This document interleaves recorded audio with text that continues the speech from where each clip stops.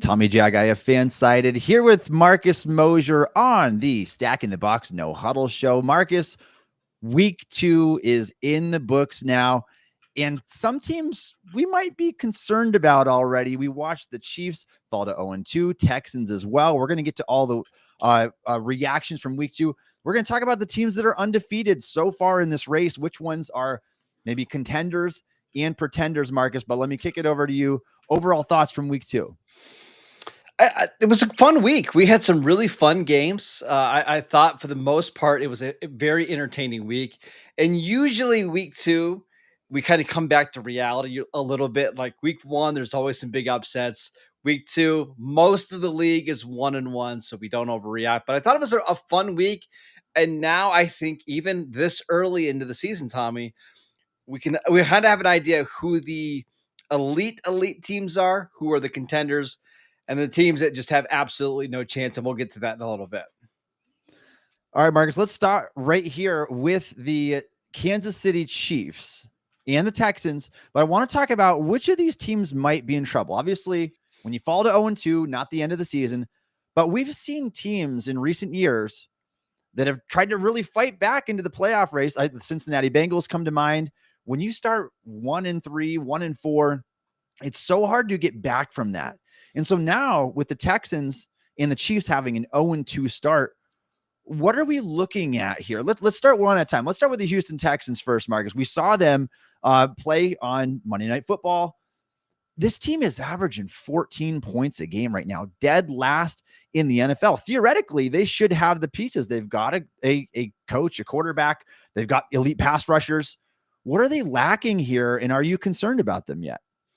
Oh, I've been concerned about the Texans even before this year started. Like what we saw in the second half of last season was just not very good. CJ Stroud really regressed. And then through 2 games, the offensive line's not holding up. They're not able to make big plays down the field. And I think this coaching staff has lost a little bit of their magic from what we saw in 2023. They are 5-7 over the last 12 games. That's not a team that looks like a playoff contender. And I think the real thing for me is you look at CJ Stroud's numbers in his career with and without Tank Dell. And I know Tank Dell is not, he's not Jamar Chase or Justin Jefferson, but he's kind of the guy that made this offense go.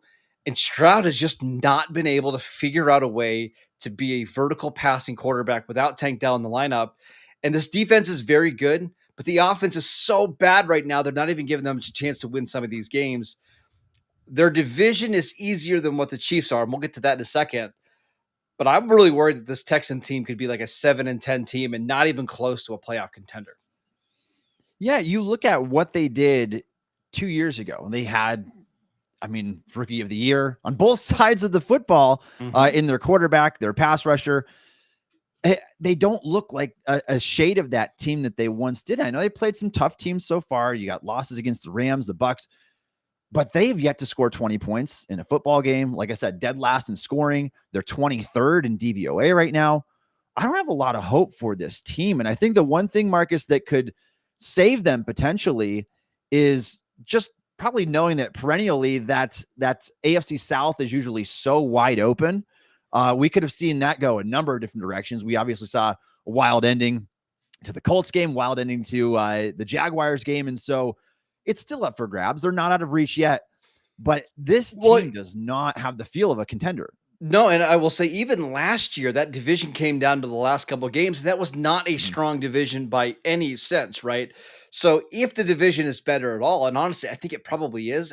I don't know how much I'm buying the Colts. We'll get to that in a second, but I think if the Colts are better and Jacksonville is just a little bit better than they were last year, it wouldn't surprise me at all if Houston doesn't win that AFC South. And I think we just all penciled the Texans winning it because they've done it the last couple of years. They've won playoff games, but this team doesn't look anything close to a contender right now on offense.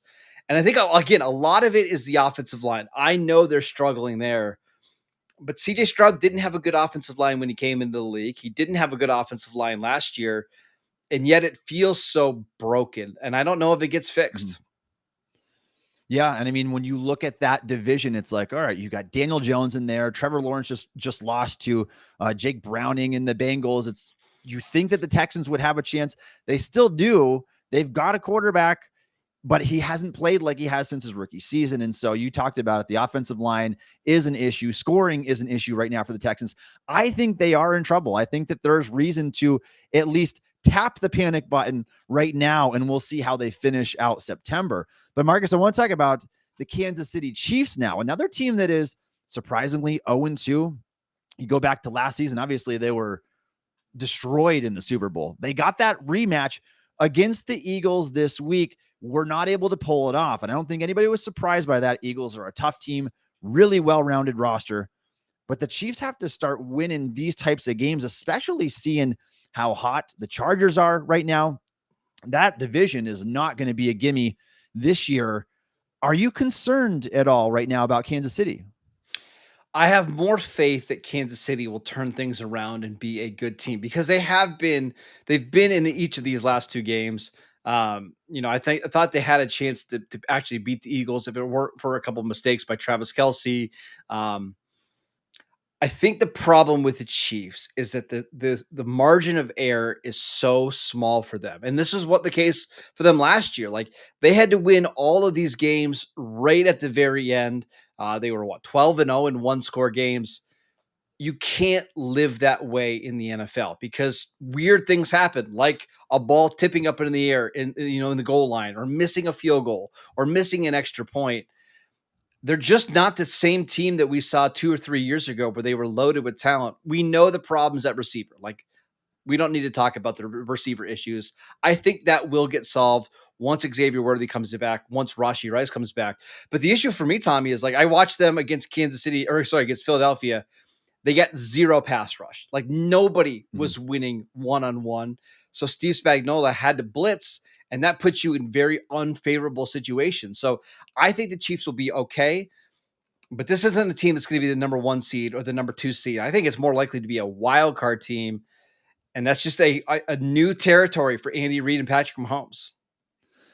Yeah, I completely agree with your assessment on the Chiefs, Marcus. And we look at this Eagles game they just played. Really, I mean, you were a Travis Kelce drop away from maybe winning that game. That ended up being a 14-point swing.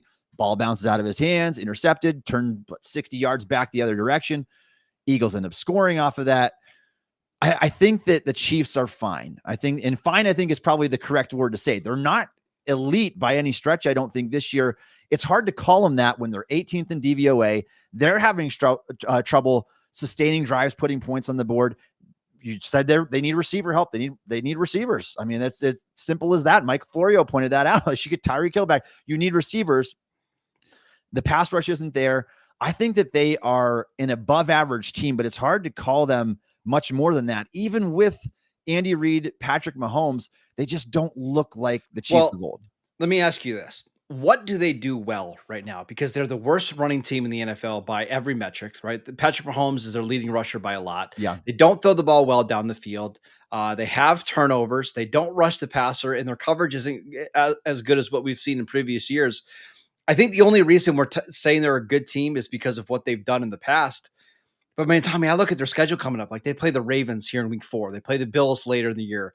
They still have 2 games left against the Broncos. They play a game against the Colts, the Raiders, the Cowboys, the Lions coming up. Like it just won't shock me if they're at a 9-8 football team, and that's either like the 6th, 7th seed or not in the playoffs at all. Like this to me, and I know it's always dangerous trying to bury the Chiefs in September, but they don't have the look of a team that's scary in the slightest at all.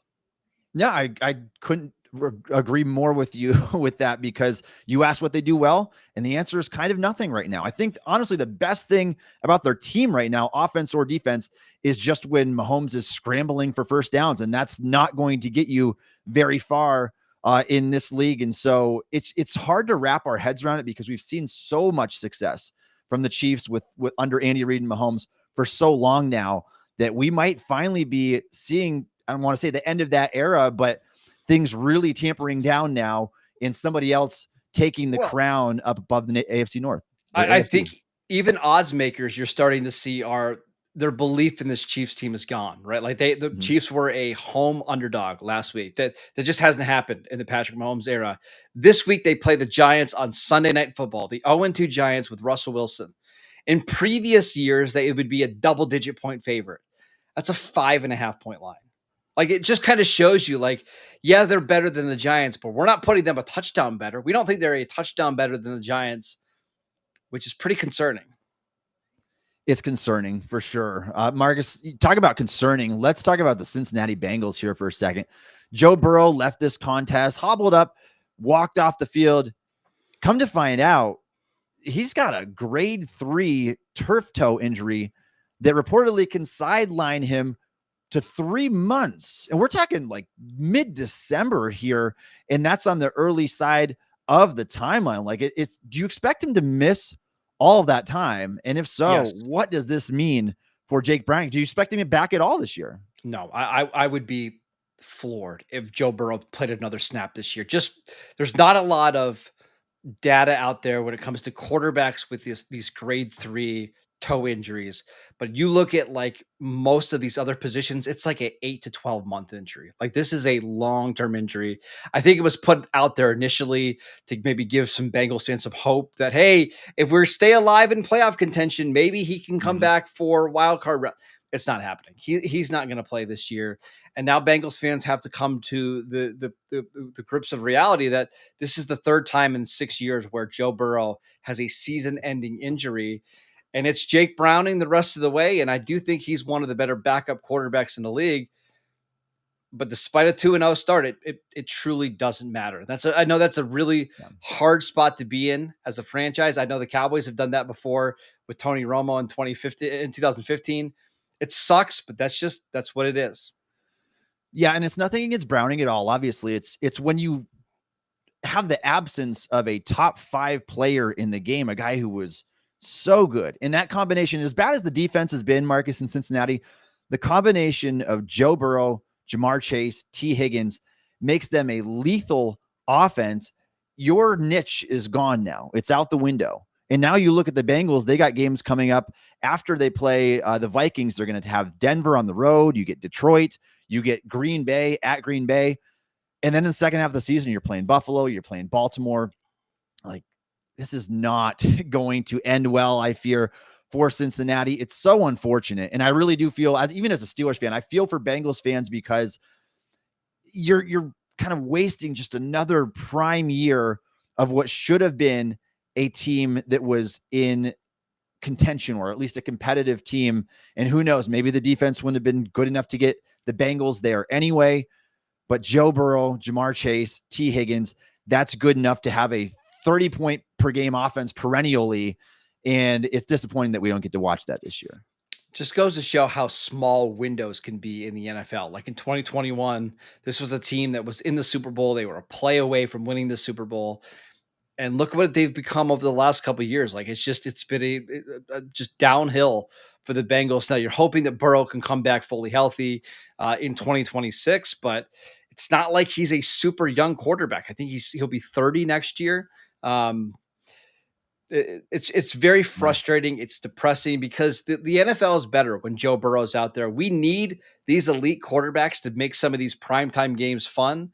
I think the Bengals have 4 standalone games over the next 3 months. It's not going to be all that enjoyable to watch. Hopefully Jake Browning can do enough to keep them in it, but I have my doubts. He's had his moments. And Marcus, I don't want to make this all doom and gloom for Bengals fans listening, but I mean, you talk about a reality, though. A drastic swing. Yeah. So because of this, I mean, let's be realistic here. What are your expectations for the Bengals the rest of the way? If you had to put just a updated record prediction for Cincinnati now, what do you think happens? I bet you they get to 6 or 7 wins. I do think they can grind some out. I think they can get a win this week against Minnesota, who's going to be without their starting quarterback as well. But I mean, honestly, the problem is, what's the difference between 5 wins and 8 wins? Like, you're not making the playoffs either way. If you happen to go on the very high end, you get to 9 wins. You're not going into Baltimore or going into Buffalo and winning in round 1.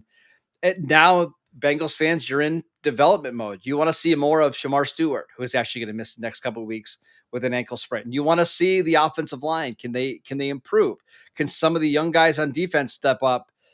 The hopes of being a playoff team are gone, and now you're just evaluating for the future.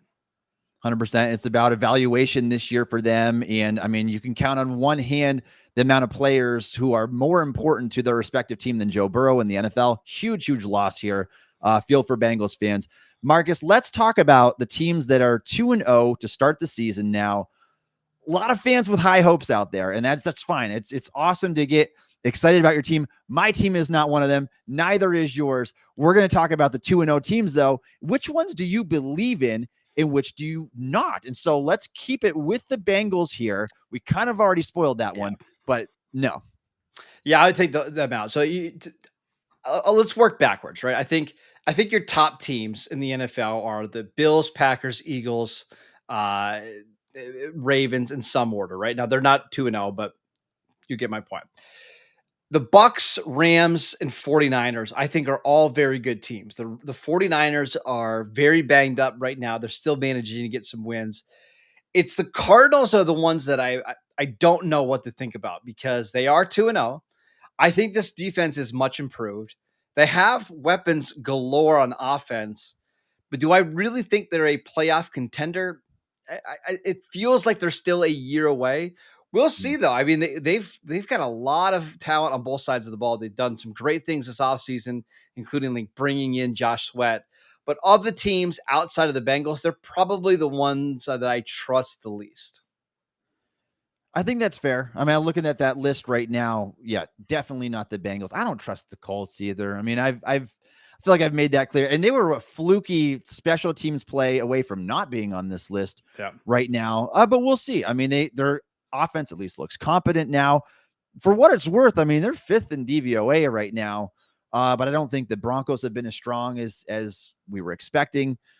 But yeah, I think that's fair to say that it's the Cardinals low on that list. What about the 49ers? I mean, that's another team here they're so well coached. They have so much talent and they're banged up and they're still winning these games.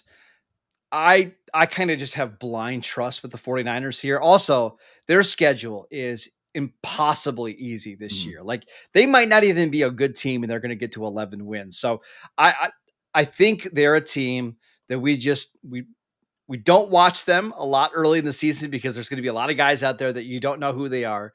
But by the time we get to November and December and they're a little bit healthier, I think they are one of the few teams that matches up well against like a Green Bay or a Philadelphia. They are a team that could be really dangerous in the postseason. So schedule aside and the fact that they kind of sneak past the Seahawks and the Saints, you still believe in them as one of the top teams potentially in the NFC? Yes. Yeah, because they've got some really, really good high-end players. Brandon Ayuk should be back eventually to give them another weapon in the passing game. And the coaching staff is so good. I think the addition of Robert Saleh has kind of made all of the difference. That unit has not been very good the last couple of years. They bring back Robert Saleh. Instantly, they are better on defense. And again, if they can be relatively healthy in the second half of the year, I think they're just a team that like Green Bay, who has had a ton of issues against in the postseason, absolutely would not want to face at all. So the 49ers are a team that I feel pretty good about moving forward. Marcus, what about a team like the Bucks now sitting on this 2-0 list? You've got Baker Mayfield, who we talked about last night. I think he seems to have that it factor to his game. Obviously, he's been around the league for a little while, but 2 years ago, he stuck it to the Philadelphia Eagles in the playoffs. And so is this a team that is threatening at all? I know they've got a bit of an older roster. Are you a believer in Baker and the Bucks? I have mixed feelings because I think Baker made some really good plays at the end of that game to steal the win from Houston, right? But I didn't think he played great all game long. He started the game off with a awful pass that was just dropped. He had a couple other passes that were just way off the mark. But luckily, Houston's offense didn't provide any resistance, right? And now with Kalijah Kancey out for the year, the defense, I think, is going to be a bigger issue. I think they are going to be the de facto champs in the NFC South. Again, the hard part is I don't think Tampa Bay is very good, to be honest with you. Full transparency. Yeah. I don't think they're very good. But they're one of the few teams that gives Philadelphia problems. And if they match up in the playoffs, I might take Tampa Bay because they're just not afraid of them at all. Philadelphia is 18-1 in their last 19 games. The only team to beat them is Tampa Bay. They beat them in the playoffs in 2023. I don't think they're good, but doggone it, they match up well against some of the top teams in the NFC. And every team seems to have that Achilles heel. For the Bills, that's been the Chiefs. And so, Marcus, is there any other teams on this list that you want to dive into specifically? Yeah, I think the Rams are a team that are fascinating to me because we don't put them in the tier of, Buffalo and Green Bay and Philadelphia and Baltimore. But man, you watch these games and they're just dominant on the defensive line. And Puka Nacua is a superstar. And Devontae Adams is fitting in really well in this offense. Sean McVay, for my money, might be the best overall coach in the NFL right now. And we saw last year, like throughout the entire postseason, the only team that really gave Philadelphia any kind of competition were the Rams, and they almost beat them in that snow game. I think this Rams team, while they might not be the sexiest team out there, I do think they have kind of that championship DNA. They've got a coach who's been there, a quarterback who's been there, two awesome receivers. I think the Rams are one of these teams, maybe outside of the top 4 or 5 teams, that actually could go out and win a Super Bowl this year. Their issue is that's an older team on offense, and you're relying on Matt Stafford and his bad back to stay healthy. They're pretty good. Marcus, when we did our power rankings ahead of the season, you were really bullish on the Rams. And it's like, all right, Stafford, when are you going to slow down? Because you didn't practice all summer and you come out here with your bad back and he looks like Matt Stafford of old. I mean, he's not slowing down. So I'm buying into the hype with you there. They're number 2 team in the NFL in DVOA so far. They've got that undefeated record, some nice wins under the belt.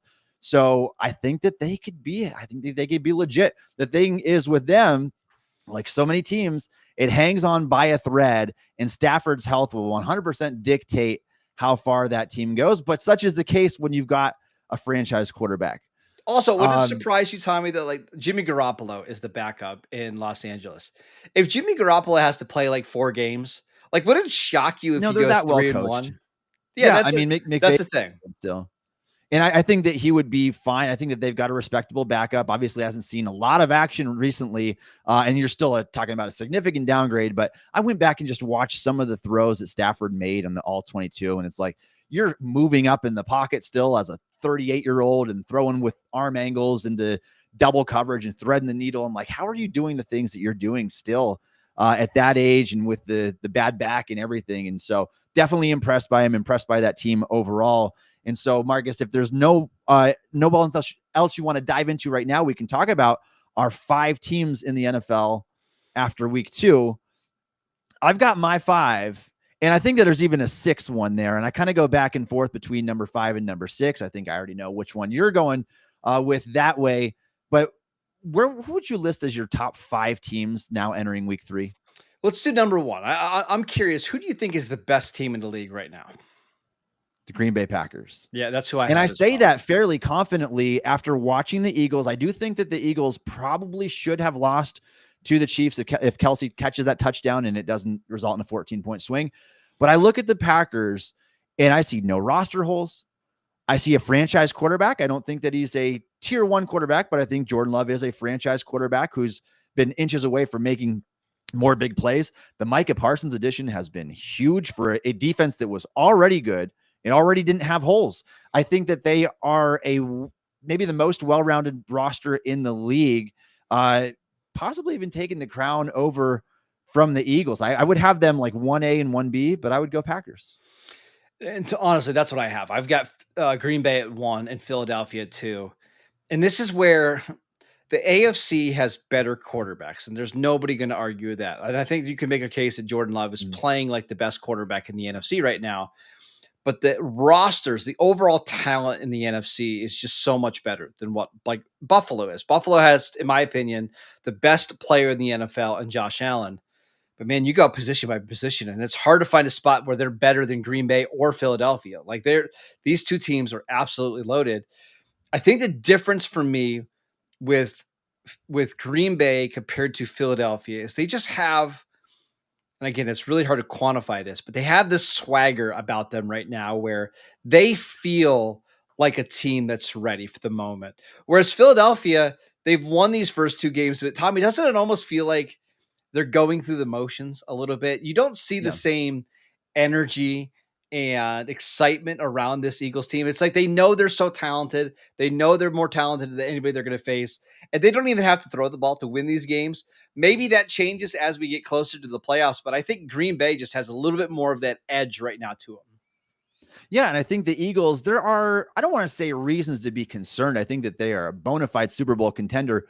But you look in week 1 after that rain delay, they couldn't run the ball against Dallas. And then this past week, I don't think Jalen Hurts had a pass completion of over 10 air yards. And so it's like there are things that you got to work on still. The Packers don't have any of those. I mean, what's the biggest concern with the Packers, right? You blew out your first 2 opponents comfortably. I mean, those games they felt like they were over at halftime. Yeah, they weren't even competitive. I mean, I think the only thing that you worry about with Green Bay is like the secondary, but their secondary's been fine. Yeah. Like they grabbed Nate Hobbs in free agency this offseason. The corners are maybe a spot that you can get at, but when you've got a pass rush that is this dominant, it truly doesn't matter all that much. All right, Marcus. So let's round out the list. Then we said we're both in agreement. So those top 2 teams who are the 5 best teams in the NFL. We say the Green Bay Packers, number 1, the Philadelphia Eagles, number 2. Give us 3 through 5. I think Baltimore is the 3rd best team in the league. And I know that they lost to Buffalo, but that game was in Buffalo. They were leading the whole time.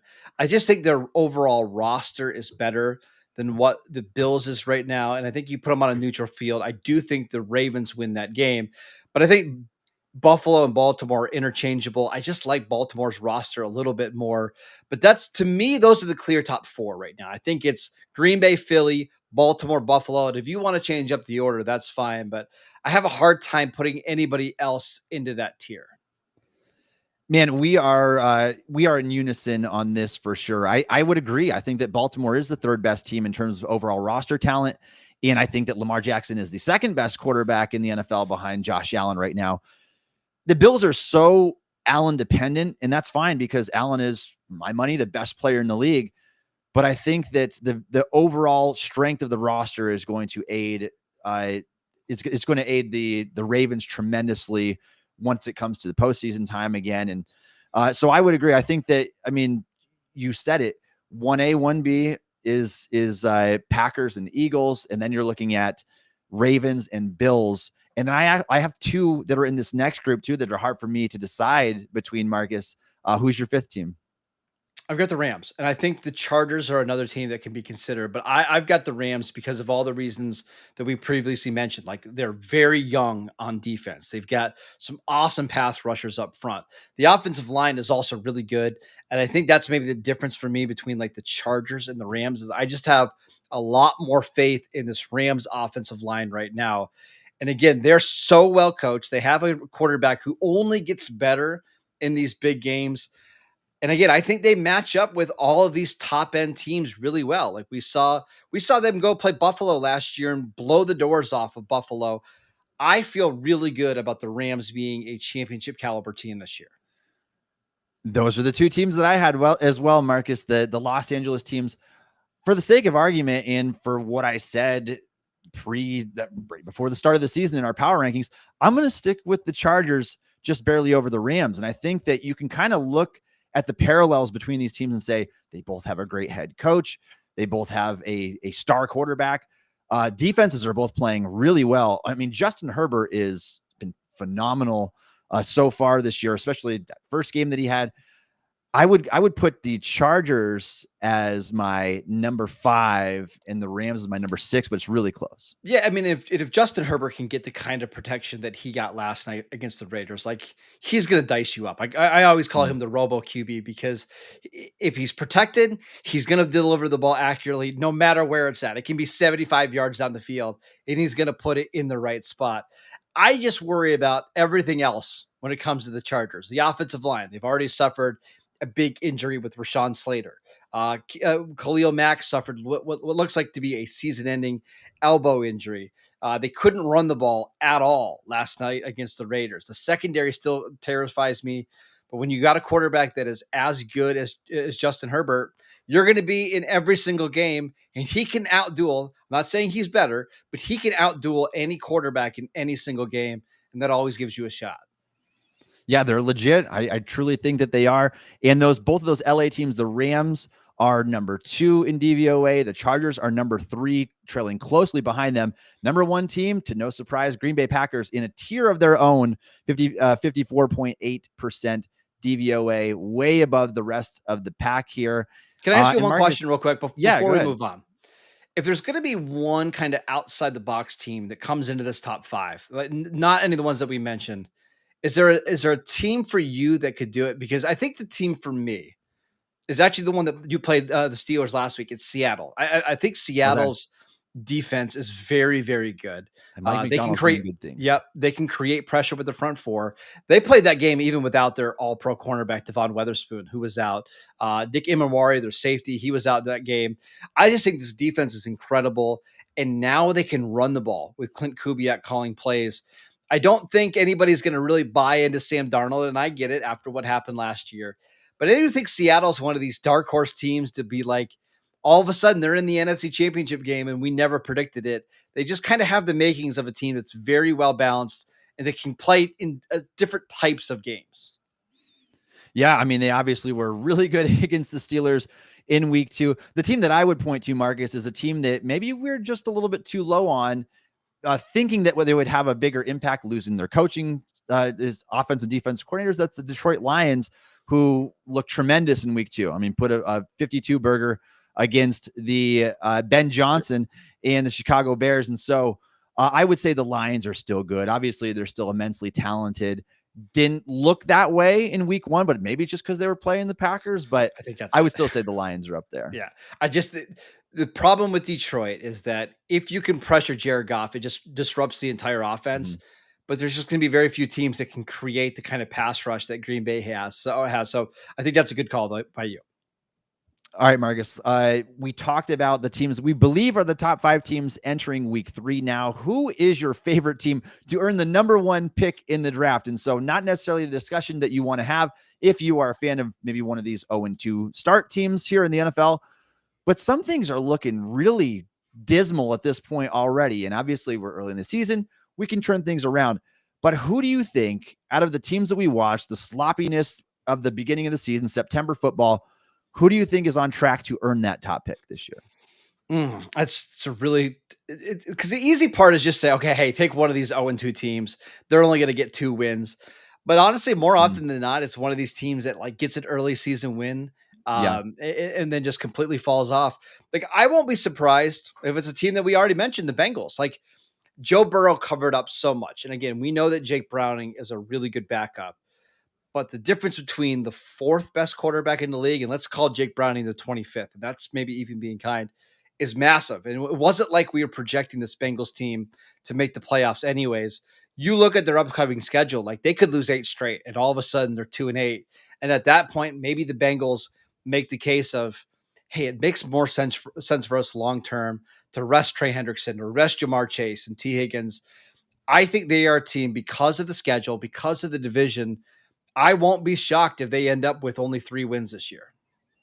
Yeah, and if their defense was as bad as it was last year and you don't have Burrow, things are going to go poorly with you. You've got a tougher schedule than a lot of the teams on this list. So I wouldn't be shocked by that either, Marcus. I would say, to me, it probably comes down to one of those teams in the NFC South. And I know that they're beating up on each other a little bit, but between the Saints and the Panthers, I am not a believer in either one of those teams. I don't like what they have going for them, quite frankly. And so I think that they could be in that mix, and maybe even a team like the Jets as well. If Fields does not play like week 1 Fields and he plays like week 2 Fields, they're going to be in big trouble too, I think. Yeah, and Justin Fields is already dealing with a concussion. I think the problem with the Jets is not only do you have a quarterback question mark, but the defense just isn't very good. And they've got a lot of big names on defense, but this has been a defense that's been bad for 18 straight weeks. Like when you couldn't stop the Pittsburgh at all last week, and the Bills went up and down the field on them. And they've really struggled on that side of the ball.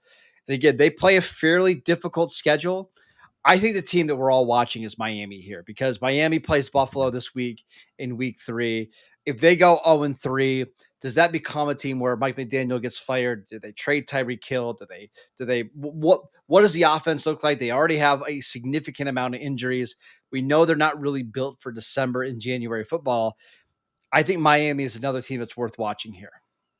100%. And a lot of times, Marcus, what will happen is it'll come down to a team that decides we're going all out. We're firing our head coach. We're going to get an interim head coach in here. We're going to trade away some of our aging players for draft assets. And once you see that unfold, we'll have a really good picture probably of who could end up with that top pick. But Miami was the other name I was going to mention.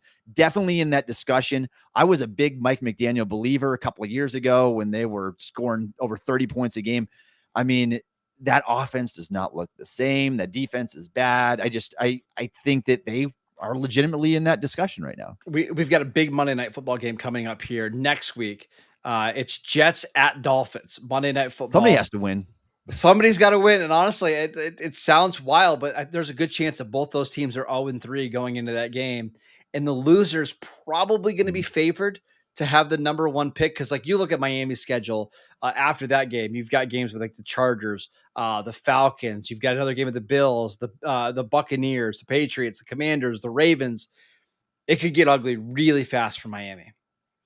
All right, Marcus, let's talk about the teams that we've been wrong about most so far this season. I'll let you go first, and then I'll give you one. That's a really good one. I wasn't surprised to see Indianapolis be better on offense with Daniel Jones because Anthony Richardson was such a bad passer last year. He just nuked the entire value of everybody on that side of the ball.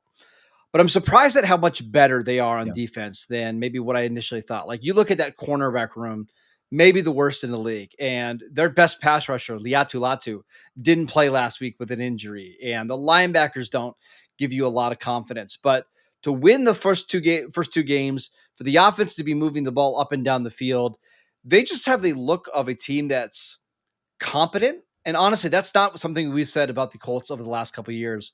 I don't know if the Colts are going to be a 11-win team or anything like that, but at this point, I would be fairly shocked if they're not a playoff team. They went 8-9 last year despite awful quarterback play. If Daniel Jones can be competent, I think they get there. Marcus, for me, I'm tempted to say Dallas just because of how good their offenses looked so far this season. I have a hard time trusting their defense for obvious reasons at this point after Russell Wilson puts up 450 yards and 3 touchdowns. I'm going to say Detroit, and I think that I've been a little bit hard on Detroit. I thought that losing Ben Johnson, losing Aaron Glenn, losing their passing game coordinator, I thought that all that would affect them a little bit more. And in week 1 against Packers, I felt a little bit vindicated from that. And then this week, they go out and score 52 points, and they show that, yeah, we are that talented, albeit against the Chicago Bears. And maybe the Bears are not a good football team. Maybe another team in that discussion for that top pick. I think Ben Johnson will turn it around eventually. But I would say the Detroit Lions, I think that are firmly in that conversation for me of a team that, yeah, I'm probably too low on this team still. Still a lot of talent there.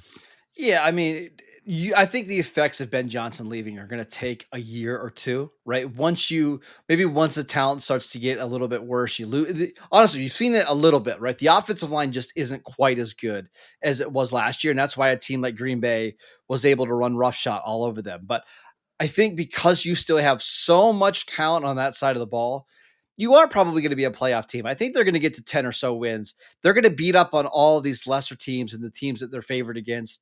I think Detroit's going to be just fine. All right, Marcus, and that brings us to our last topic. It's about the running backs that were just drafted here. Obviously, really high hopes for this running back class in general, and the guys at the top of the list is Ashton Genty. The 2 first-round running backs just played each other. Ashton Genty, Omarion Hampton. You've got Travion Henderson after that, but he's second-round pick. Let's stick to the first-round players here. A lot of times when you draft a running back in the first round, they can help turn an offense around relatively quickly. But so far, the results haven't really been what we've expected from these 2 players. Ashton Genty is rushing for 2.7 yards a carry right now, 40 yards a game. I mean, are you concerned at all? And is this like more justification not to spend first-round picks on running backs, or what does it tell you? Well, yes, you should spend first-round picks on running backs, especially if you're a team that's not considered a Super Bowl contender. But I don't worry about Genty as much because they've played the Chargers and the Patriots, 2 teams that we think have pretty good defenses, right? And it's going to take Genty a while to get up to speed. They've had a bunch of offensive line injuries, new offensive coordinator, new quarterback. Like that, I think he's going to be fine. The Marion Hampton one is more concerning for me because this is an offense where J.K. Dobbins last year, coming off a big injury, looked awesome.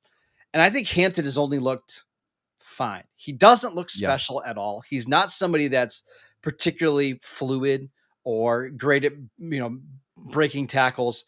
I think that's my concern for Hampton. He looks like a good running back. He doesn't look like a first round running back in an offense that should be able to get a ton of running back production. I am way more concerned about the long-term outlook for Hampton than I am Genty. Yeah, I agree with that as well. I think Genty is at least showing some signs. He had that really nice run in the Monday Night Football game against the Chargers. But Hampton, it's like, I've watched a ton of Najee Harris as a Steelers fan. And when he went over, signed with them, I'm like, all right, let's see if you can do something over there. They draft Hampton. And I'm like, okay, Najee, you're not even going to get the ball anymore. But so far, I mean, those two running backs almost look interchangeable on that team. And for Najee to basically missed the entire summer, wasn't an elite athlete to begin with, had the eye injury. And to the fact that you can't tell kind of a difference of who's on the field right now, I think that's a very concerning sign for a team that just spent first round draft capital on a running back. I think that was the concern about Hampton coming out is, he height, weight, speed, really good. He can be powerful, but there's just not a lot of vision. There's not a lot of make you miss. And to be a first round running back, you need to have it all. And unfortunately, he looks like just a good running back, but not a special running back. And you shouldn't be drafting running backs in round one who aren't special. And I think that's the concern. This is an offense with Justin Herbert that's throwing the ball all over the field with one of the best run game coordinators in the league in Greg Roman. You would think this would be a great opportunity for Marion Hampton to come out and have a great success right away. And in fact, he's been one of the least efficient running backs in the league, and that has me concerned. Yeah, and obviously we're early in the season, still plenty of time to turn this around. As impressive as this running back class looked, nobody's been particularly impressive. Bashal Tutin's had some nice plays. Caleb Johnson has done nothing with the Steelers. Travion's still kind of waiting for that big breakout moment. And so Quinton Judkins looks the best. He just got back on the field. He might be the best. Kind of wild too after the time that he's missed. I know. We'll see what happens here. But we'll move forward with it, and we'll see which running backs can kind of take that next step, see if that pick can be justified. We go live on this show every Tuesday at 2 p.m. Eastern time. You can follow Marcus Mosher on X at Marcus Mosher, at Marcus_Mosher. You can follow me on X at Tommy Jaggi. You can download the Stacking the Box podcast wherever you get your podcasts. Also, check us out on YouTube. You can follow my written content on stillcurtain.com. You can check out Marcus's written work on the Fansided NFL Network. And be sure to check out fansided.com for all your daily sports and opinions. And thanks again for listening to Stacking the Box Snow Huddle Show.